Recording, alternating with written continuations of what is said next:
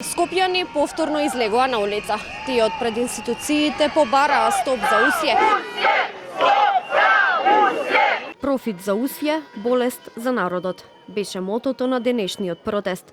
Марширајќи од владата па се до Министерството за животна средина, со транспаренти во рацете, граѓаните им порачаа на надлежните институции дека загадениот воздух подеднакво ги убива сите, а институциите мижат и молчат. Местото на индустријата е надвор од централните градски подрачја. Се гледа дека кога фабриката работи, се гледа дека е многу позагадено, дека има чат на секаде, дека црн густ чат извира од фабриката, така што апсолутно дека е еден од главните загадувачи. Од граѓанската иницијатива Стоп за усје на денешниот протест ги повторија своите барања. 24 часовна контрола за усје, мониторинг на сите 12, не само на 10 оџаци на компанијата, како и европски закони при издавање на интегрирана еколошка дозвола.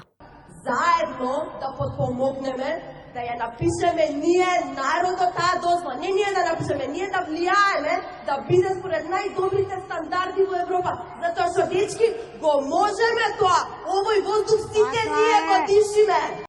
Од цементара усје пак се со истиот став. Оттаму велат дека се цел на неосновани напади, бидејќи според нив фабриката не е главен загадувач на главниот град. Поради редовен ремонт, двете печки не работеа. Едната, печка број 4, од 20 декември 2025 година, а втората печка, број 3, од 16 јануари 2026 година, се до 29 јануари 2026 година. И покрај тоа што Титан усје целосно не работеше во овој период, највисоката вредност на PM10 частичките достигна и до 275 микрограми на кубен метар.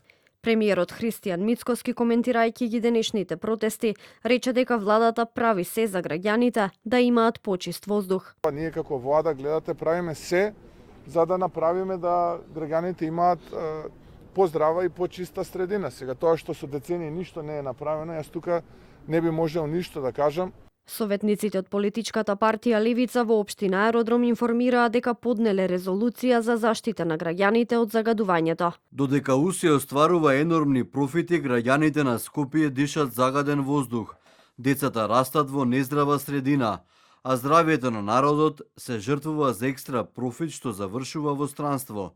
Имаме комплетен недостаток на било каков план и иницијатива од институциите. Владата и собранието за решавање на овој проблем. Со поднесената резолуција, меѓу другото, бараат константен мониторинг на усје. Од иницијативата Стоп за усје порачаа дека доколку не бидат исполнети нивните барања, ќе продолжат со блокадите.